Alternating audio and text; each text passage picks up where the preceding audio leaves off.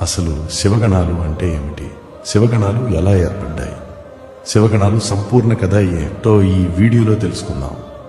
సృష్టి ప్రారంభంలో విశ్వం ఇంకా స్థిరంగా ఉండలేదు. దేవతలు, దానవులు, మనుషులు, యక్షులు, గంధర్వులు అందరూ తమ తమ లోకాలలో స్థిరపడుతుండగా శివుడు మాత్రం కైలాసంలో లోతైన తపస్సులో ఉన్నాడు. ఆయన తపస్సు అంత శక్తివంతమైనది.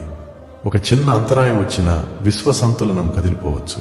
అందుకే బ్రహ్మ, విష్ణు, దేవతలు కలిసి శివుడి రక్షణ కోసం ఒక ప్రత్యేక దివ్యదళాన్ని ఏర్పాటు చేయాలని నిర్ణయించారు. ఆ దివ్యదళమే శివగణాలు.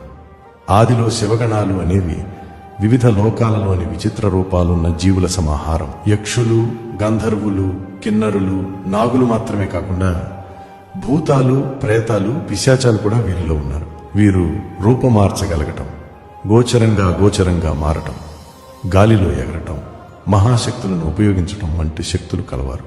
వీరిని శివుడు ఒకే దళంగా మార్చి వారి శక్తిని గుణాత్మకంగా పెంచి కైలాసానికి రక్షకులుగా నియమిస్తారు.